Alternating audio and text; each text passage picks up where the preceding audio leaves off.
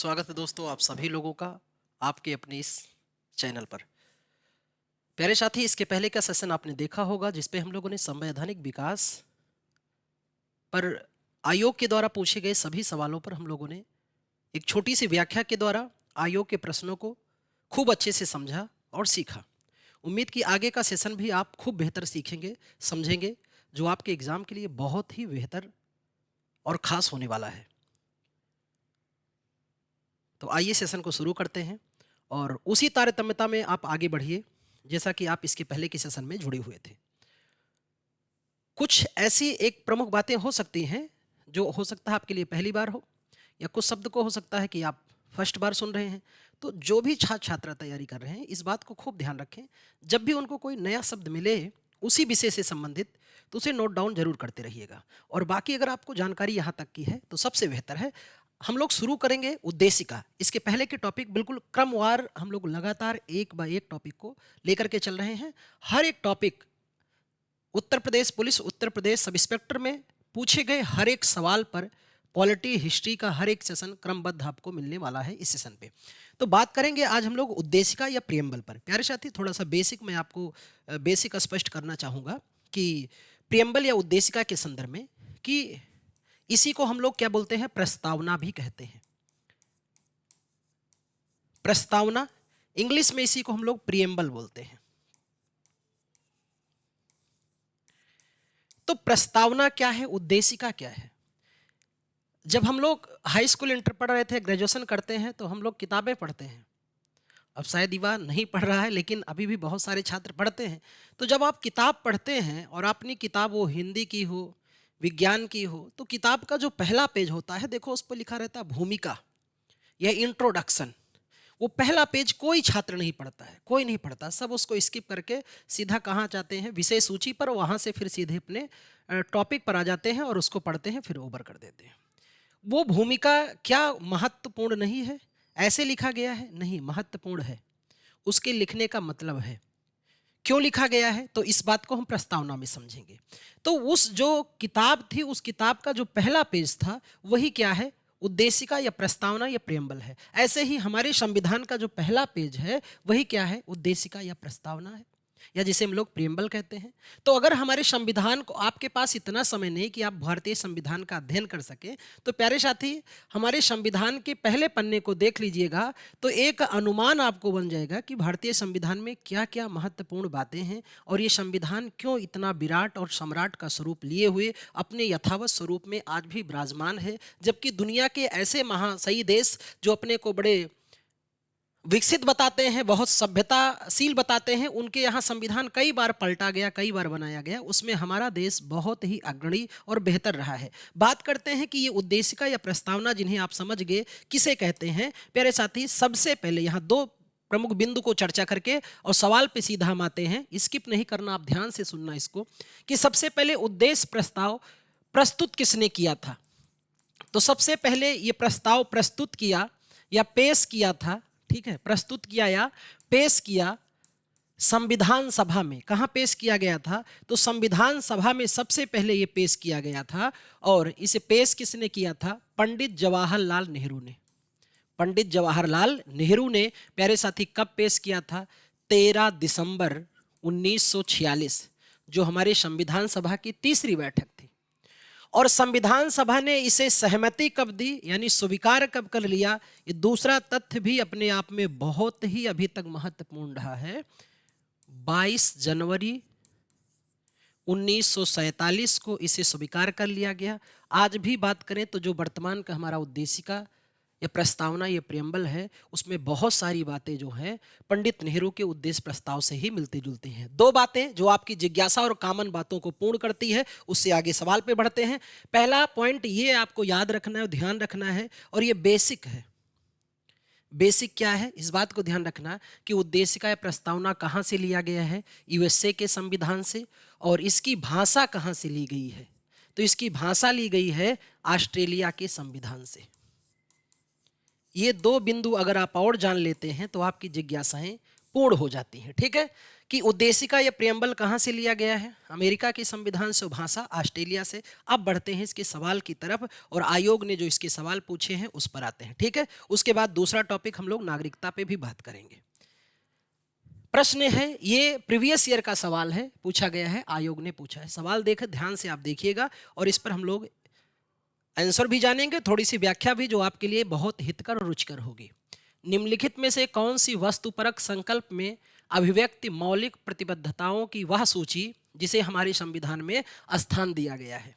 Option है समानता, स्वतंत्रता, लोकतंत्र, संप्रभु और समतावाद। बी है समानता, स्वतंत्रता, भ्रातृत्व, समाजवाद और संप्रभुता। सी है समानता, स्वतंत्रता, लोकतंत्र, संप्रभुता और एक सर्वदेशीय पहचान। डी है समानता, स्वतंत्रता, भ्रातृत्व, लोकतंत्र और संप्रभुता। तो डी फॉर दिल मांगे more is the right answer हो जाएगा। क्यों? क्योंकि हमारे प्रस्तावना में, यहां पर मैं आपको थोड़ा सा जिक्र करूं कि हमारे प्रस्तावना या उद्देशिका में कुछ इस तरह से स्वरूप है। प्रस्तावना या उद्देशिका कहता है कि हमारा संविधान ही शुरू होता है हम भारत के लोग, है ना। तो इस शब्द से पढ़कर आपको लगेगा कि संप्रभुता के दो स्वरूप देखने को मिलते हैं, एक औपचारिक और एक वास्तविक। लेकिन बहरहाल प्रस्तावना से अगर संबंधित आपको बात बताएं हम, तो हमारे प्रस्तावना में राज्य की 5 विशेषताओं का जिक्र है। कितनी विशेषताएं मिलती हैं? राज्य की 5 विशेषताओं का जिक्र है। 5 विशेषताएं हैं राज्य की, और ये राज्य की 5 विशेषताएं, ऐसे हम एक क्रम में इसको ध्यान देते हैं। राज्य की 5 विशेषताएं,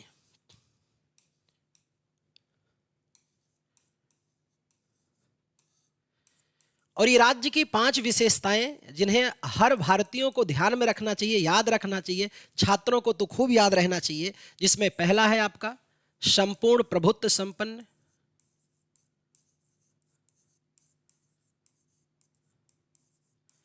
संपूर्ण प्रभुत्व संपन्न, समाजवादी, समाजवादी, संपूर्ण प्रभुत्व संपन्न, समाजवादी, लोकतंत्रात्मक,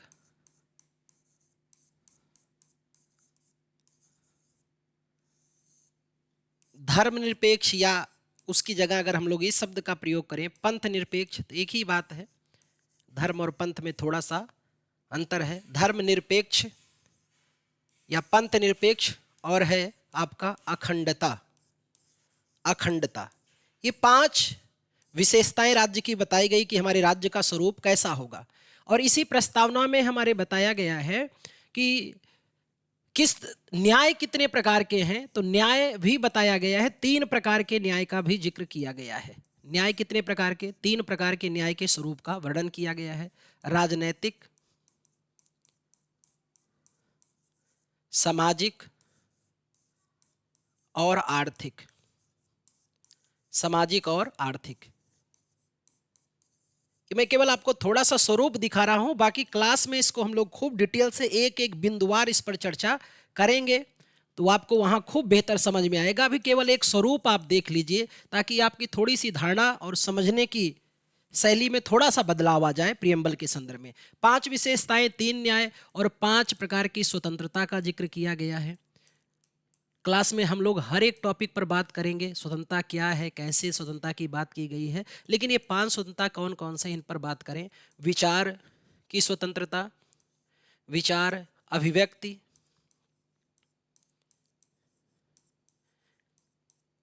विचार अभिव्यक्ति, विश्वास, धर्म और उपासना।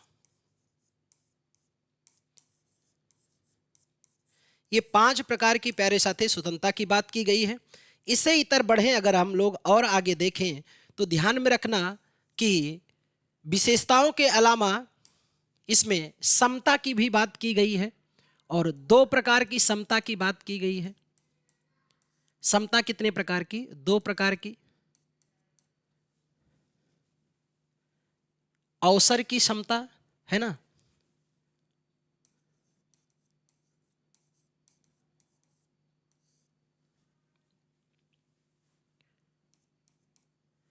समता यानी बराबर समान रखा जाए। ठीक है, प्रेम्बल ही हमारा शुरू होता है ना कि हम भारत के लोग भारत को एक संपूर्ण प्रभु संपन्न समाजवादी गणतंत्रात्मक है ना राज्य बनाने के लिए उसके समस्त नागरिकों को सामाजिक आर्थिक राजनीतिक न्याय विचार अव्यक्त विश्वास और धर्म की उपासना प्रतिष्ठा और अवसर की समता। देखो दो समता है, कौन कौन? प्रतिष्ठा और अवसर की समता। तो प्रतिष्ठा हो गया और दूसरी एक प्रतिष्ठा और दूसरा आपने देखा अवसर, ये दो प्रकार की समता है। और इसके अलावा हमारे यहाँ उच्च आदर्श बनाए गए, आदर्शों को उच्च करने के लिए बंधुत्व की भावना पर आधारित है। कैसे? बंधुत्व, वसुधैव कुटुंबकम को हम लोग बिल्कुल उस नियमों का पालन करते हैं। समूचा विश्व एक परिवार है। ये हमारी क्या है? प्रियम्बल की मूल धारणाएं हैं जो हमारे प्रियम्बल में छिपा है और जिस पर हम लोग यही दर्शन करके अपने संविधान की पूरी शाखाओं को ध्यान में रखते हैं। और जब हम लोग इस बात को समझते हैं कि भाई आज तक हमारी प्रस्तावना में कितने, अब इस बात का आप एक स्क्रीनशॉट लीजिए, इसी पर मैं एक चीज और या नेक्स्ट पेज पे ही बता देता हूं आपको प्रियम्बल में, कि वो नेक्स्ट पेज पे संदर्भित इस बात को समझना कि प्रस्तावना पे दूसरी बात जो आप जान करके है ना आपका ज्ञानवर्धन हो जाएगा कि प्रस्तावना पर एक सवाल उठा। प्रस्तावना या जिन्हें आप उद्देशिका कहते हैं, हमारे भारतीय विद्वानों ने और बहुत सारे प्रमुखों ने कहा कि भाई ये जो पहला पेज है प्रस्तावना, हमारे संविधान का पहला पन्ना ही प्रस्तावना है। क्या इस संविधान का अंग है कि नहीं? एक सवाल इस पर बना कि प्रस्तावना, सवाल ही इसको एक प्रश्न के रूप में, और ये समझकर आपका ज्ञानवर्धन खूब बेहतर होगा कि क्या प्रस्तावना जो है संविधान का अंग है या नहीं। अब इससे संबंधित क्या हुआ, ये बातें कहां पूछी जाएंगी? न्यायालय में, क्योंकि संविधान का प्रहरी कौन है?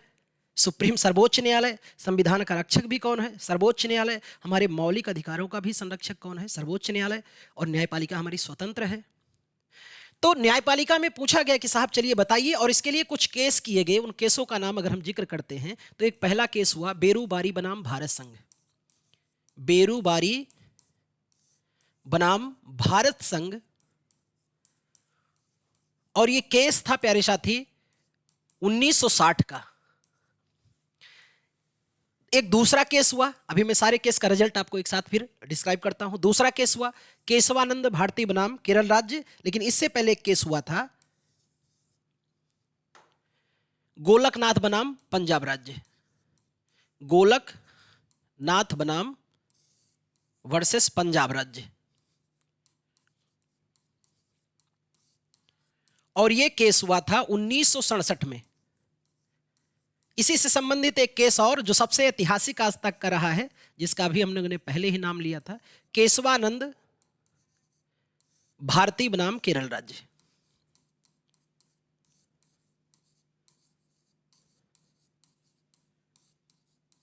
प्यारे साथी, ये केस हमारा है 1973 का, बहुत ही ऐतिहासिक केस है।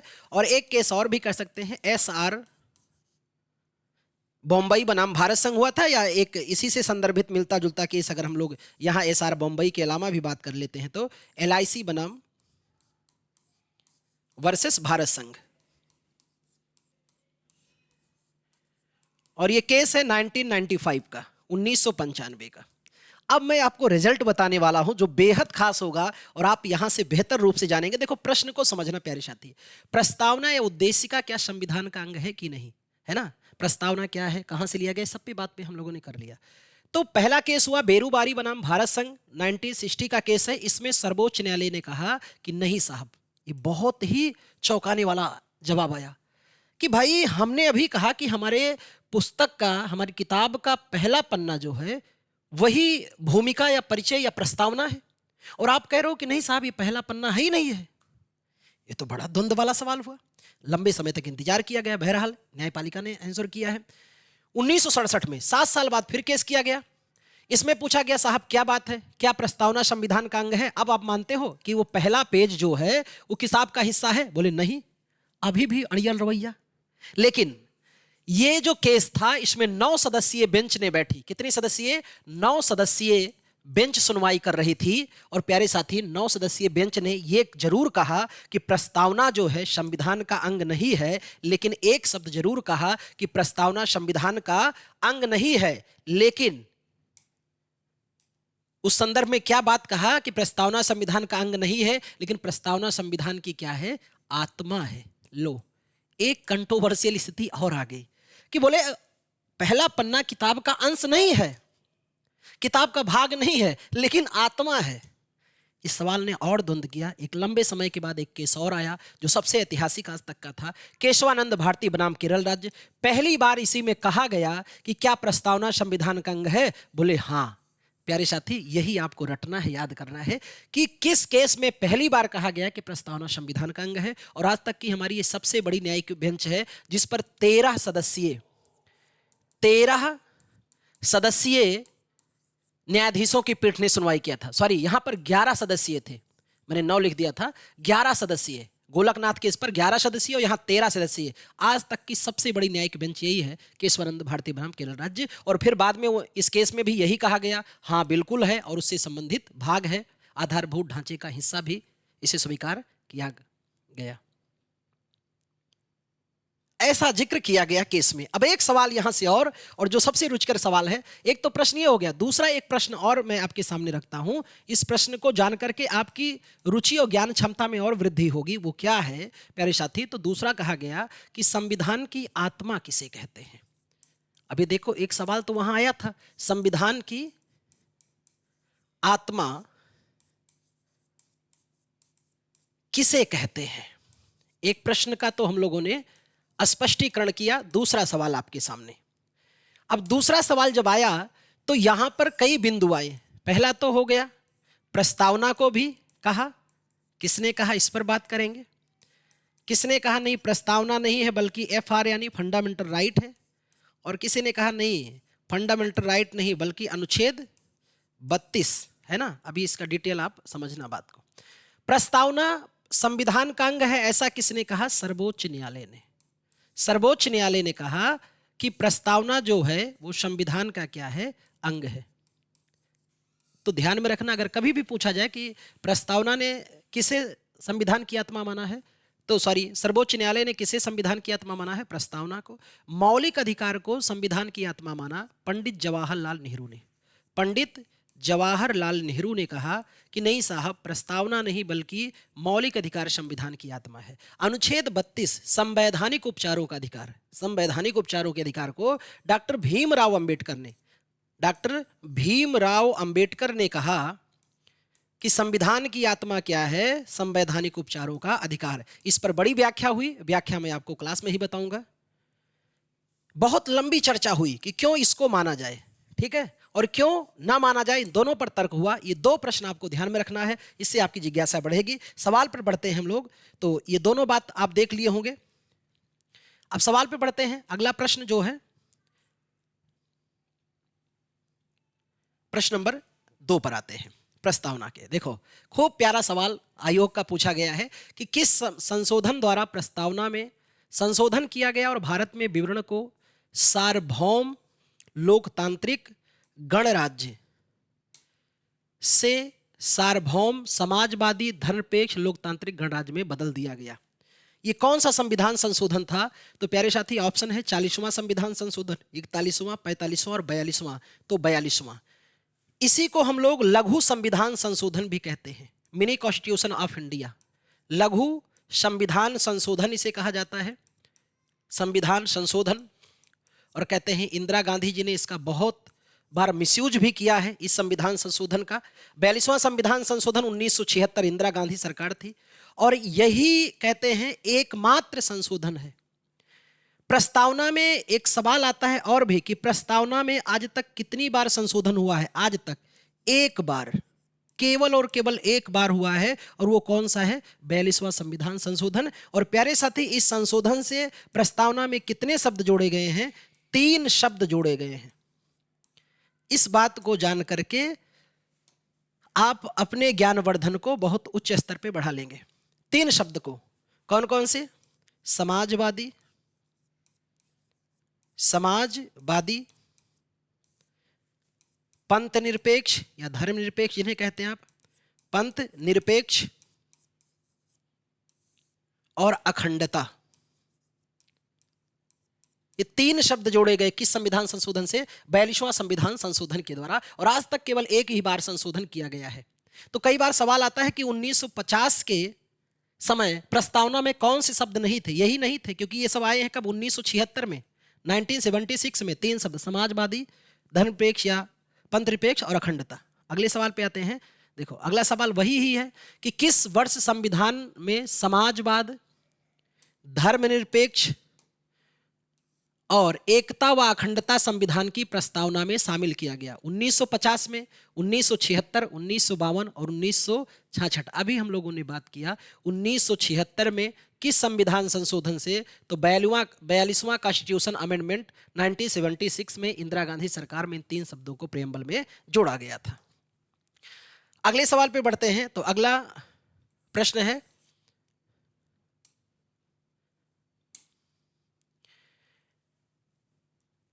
निम्न में से किसे संविधान की कुंजी की संज्ञा दी गई है? यानी संविधान हमारा ताला है, तो उसकी कुंजी कौन है? कहते हैं ताले और कुंजी का बड़ा संबंध है। कहते हैं एक बार ताले पर हथौड़े का वार, ताला खोलने के लिए कुंजी कहीं खो गई या कुंजी को किसी दूसरे व्यक्ति ने रखा था, तो उस पर हथौड़े का वार पड़ रहा था, और बाद में कहते हैं कि वो मालिक आया जिसके पास कुंजी थी, और कुंजी जैसे लगी तैसे ताला खुल गया। तो ताला और हथौड़ी का संवाद होता है। हथौड़ी ने ताले से कहा कि ताला, मैंने तुम पर इतना कड़ा प्रहार किया और फिर भी तू टस से मस न हुआ, और एक छोटी सी कुंजी जिसकी मेरे सामने कोई औकात नहीं, एक हथौड़ा पड़ते ही उसकी है ना क्रियाक्रम हो जाए, उसके तू लगते ही बिल्कुल खुल गया। तो ताले ने कुंजी से कहा कि सुन भाई हथौड़े, तू मेरे पर सीधा चोट कर रहा था और कुंजी मेरे हृदय को स्पर्श किया, और मेरे हृदय को स्पर्श करते ही वो प्यार की झलक आ गई, है ना। कुंजी मेरे हृदय में गया और प्यार की वो सांसें मेरे है ना हृदय के अंतरंग तक पहुंचाया, और उस सांसों को एहसास करते ही मैं रह न पाया और बिल्कुल क्या गया, खुल गया। तो प्यारे साथी ध्यान में रखना, हर काम हथौड़े से नहीं होता, कुंजी से भी हो सकता है। तो ऑप्शन है मौलिक अधिकार, नीति निर्देशक तत्व, उद्देशिका और मूल कर्तव्य। तो उद्देशिका, इसे ही क्या कहते हैं, संविधान की कुंजी भी कहा जाता है। किसको? उद्देशिका को ही। और इसी को संविधान का परिचय पत्र भी कहते हैं। एक शब्द ये भी ध्यान में रखना कि संविधान का परिचय पत्र किसे कहा जाता है? तो प्रस्तावना को ही कहा जाता है। ठीक, अगले सवाल पे आते हैं प्यारे साथी। अगला प्रश्न ध्यान से देखना कि निम्नलिखित में से महिलाओं की सुरक्षा या कल्याण से संबंधित कौन सा अधिनियम पिछले 2 वर्षों में पारित किया गया है? ऑप्शन आपके सामने है। महिला का अशिष्ट प्रतिरूप अधिनियम, घरेलू हिंसाओं से महिला की सुरक्षा अधिनियम, कार्यस्थल पर महिलाओं का लैंगिक उत्पीड़न निवारक प्रतिषेध अधिनियम और कारखाना अधिनियम। तो ऑप्शन सी बिल्कुल राइट है। ठीक है, ये पारित किया गया है अगले 2 वर्षों में। अगले प्रश्न की तरफ बढ़ते हैं। नेक्स्ट सवाल है, निम्न में से भारत को धर्मनिरपेक्ष राज्य बनाता है? ऑप्शन है मूल अधिकार, 9वीं अनुसूची, निदेशक सिद्धांत और संविधान की प्रस्तावना। तो संविधान की प्रस्तावना ही हमारा प्यारे साथी क्या बनाता है? धर्मनिरपेक्ष राज्य बनाता है। धर्मनिरपेक्ष जो है 2 शब्दों से मिलकर बनता है, धर्म योग निरपेक्ष। धर्म योग निरपेक्ष, धर्म जो है धी धातु से बना है। धर्म का अर्थ होता है प्यारे साथी धारण करना। धर्म का अर्थ क्या है? धारण करना। क्या धारण करना? जो धारण करने योग्य है। जितने अच्छे कार्य हैं जो सब धारण करने योग्य है। बड़ों का सम्मान करना चाहिए, छोटों का भी आदर सद्भाव करना चाहिए, माता पिता का खूब सम्मान करना चाहिए, नैतिक विचारों को अपनी धारणाओं में रखना चाहिए। ये सब क्या है? धारण करने योग्य चीज है, इसे धारण कर लीजिए। अब ये कहिए कि नहीं बम बनाना सीखना चाहिए, तो अच्छे कार्य हैं, सीख सकते हैं, लेकिन इसका उपयोग दुरुपयोग मत कीजिए। उपयोग में अगर वो आ रहा है तो सही है, अगर दुरुपयोग में आ रहा है तो सही नहीं है। तो धर्म धी धातु से बना है। ऋग्वेद हमारा कहता है धारते इत धर्मः, जो धारण करने योग्य है वो धर्म है। और निरपेक्ष का अर्थ क्या होता है? मना करना। प्यारे साथी, हमारा राज्य जो है वो किसी भी धर्म को धारण करने से मना करता है। यानी हमारे राज्य के पास अपना कोई धर्म नहीं है, बल्कि सभी धर्मों को एक बराबर समान रूप से देखता है और सभी के सुरक्षा व्यवस्था हर एक कार्यों में बिल्कुल एक समान धारणा को अपनाता है। तो भारत कैसा राज्य है? धर्म या पंथ निरपेक्ष राज्य है, यानी उसका अपना न कोई एक निश्चित विचारधारा है, न एक कोई धर्म मजहब है, बल्कि सभी मजहबों सभी पंथों को एक साथ लेकर चलता है। ये दुनिया का सबसे अनोखा संविधान है, भारत का सबसे खूबसूरत है भारत का। बाकी आप किसी देश के संविधान में ऐसा नहीं पाएंगे। अगला सवाल जो खूबसूरत है और उसी सवाल को आयोग ने रिपीट किया है कि भारतीय संविधान की प्रस्तावना में समाजवाद शब्द किस संशोधन से जोड़ा गया है? 44वां संविधान संशोधन, 42वां, 76वां और 73वां। खूब हम लोगों ने अभी पढ़ा कि 42वां संविधान संशोधन अधिनियम 1976 के द्वारा प्रस्तावना में 3 शब्द जोड़े गए थे। एक तो समाजवाद, दूसरा धर्मनिरपेक्ष, तीसरा अखंडता शब्द जोड़े गए थे। ठीक है, तो उम्मीद कि आप इस बातों को खूब बेहतर समझ पाए होंगे। ये तो बात थी किसकी? प्रस्तावना की। अब हम लोग बात करते हैं नागरिकता की। दूसरा टॉपिक प्रस्तावना से ही जुड़ा हुआ, दूसरे टॉपिक पर हम लोग साथ में ही चर्चा करेंगे नागरिकता की। अगला टॉपिक आपका है नागरिकता, है ना? उम्मीद किसी पहले आपने प्रस्तावना में एक अच्छी समझ बनाई होगी। नागरिकता की बात करते हैं, सबसे अहम सवाल बनता है नागरिकता के संदर्भ में कि साहब भाई नागरिकता को लेकर के बहुत बनता है कि भाई हम नागरिक हैं कि नहीं, नागरिकता पे बहुत अनेक सवाल होते हैं। तो नागरिकता या नागरिक में अंतर होता है ना? इसको विशेष तौर पे हम लोग क्लास में समझेंगे, लेकिन फिर भी थोड़ी सी एक बात अगर आपको बताएं हम कि नागरिकता के लिए हमें उस देश के सामाजिक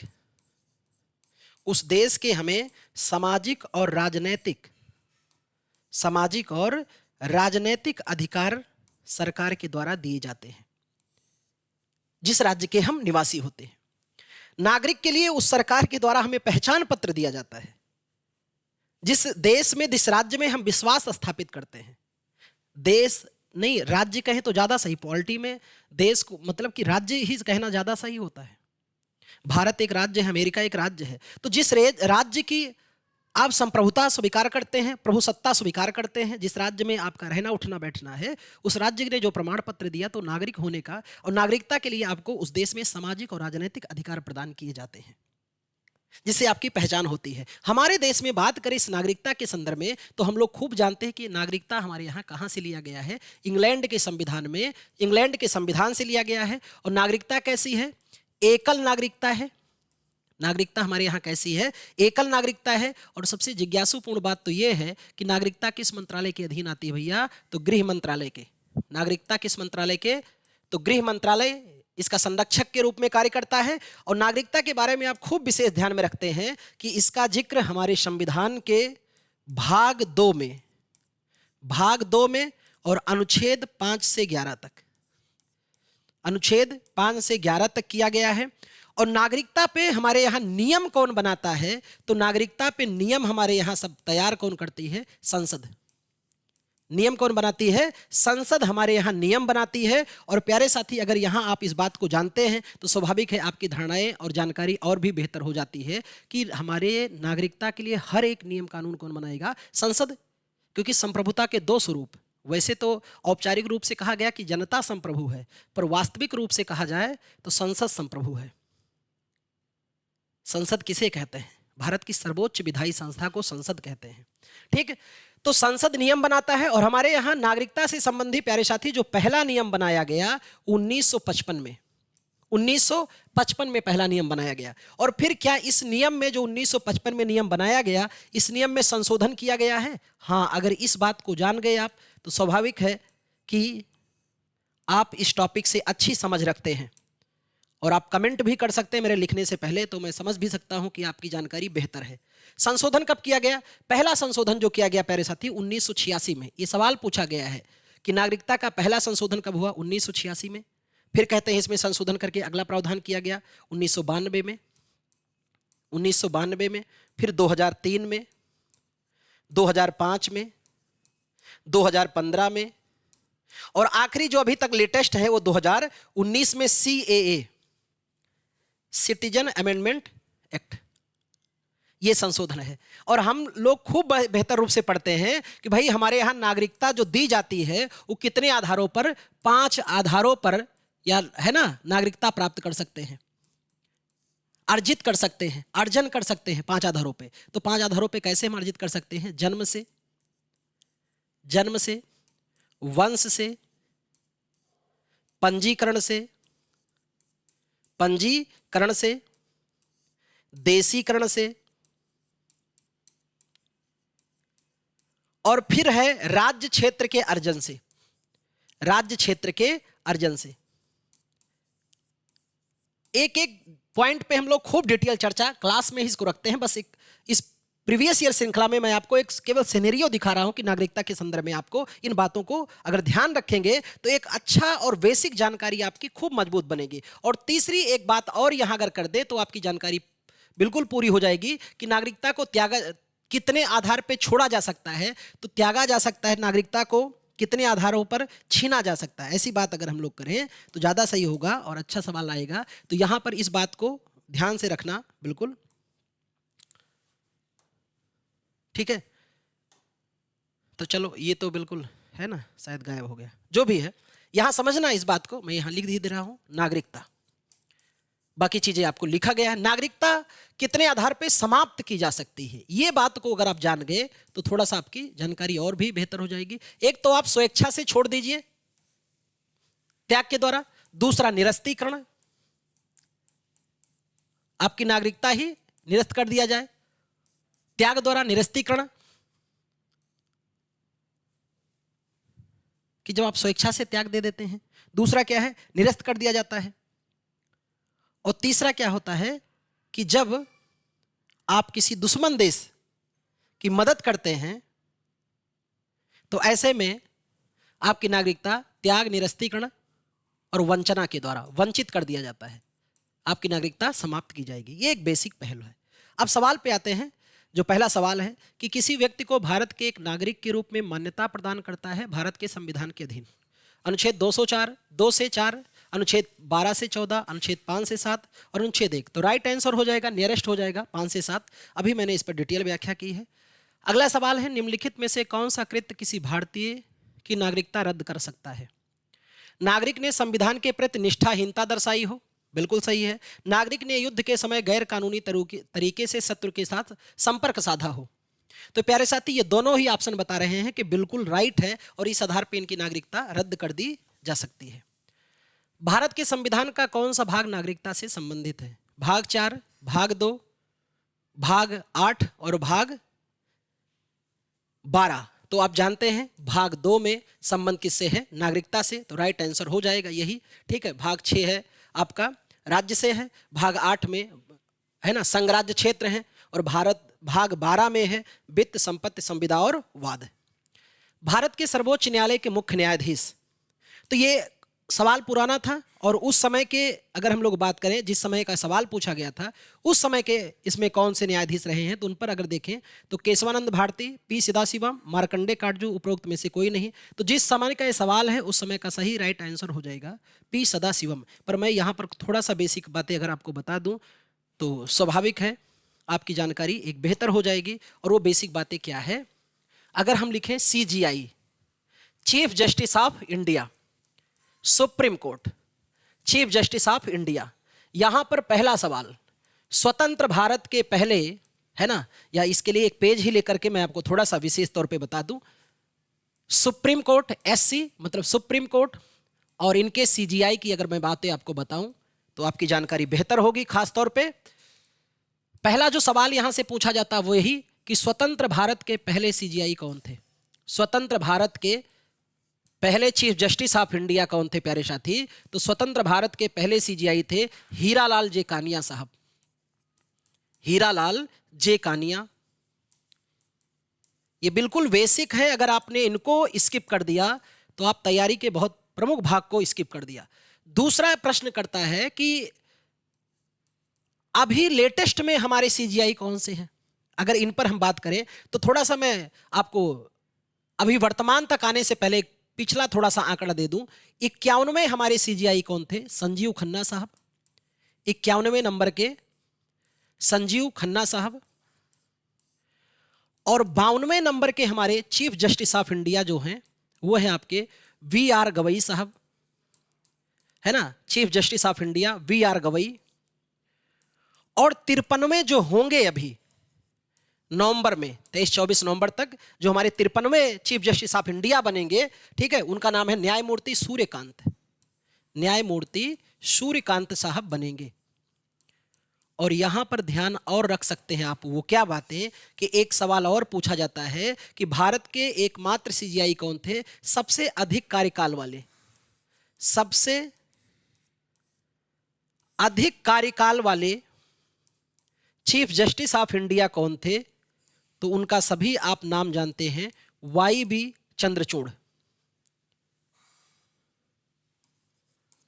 वाई.बी. चंद्रचूड़ साहब थे। और प्यारे साथी ध्यान में ये रखना कि इनका कार्यकाल जो था वाई.बी. चंद्रचूड़ साहब का 7.4 वर्ष का, ये बहुत ऐतिहासिक कार्यकाल था। शायद हो सकता है हमारे जीवन में दोबारा ऐसे कोई चीफ जस्टिस ऑफ इंडिया बने जो इतने कार्यकाल के लिए हो सके।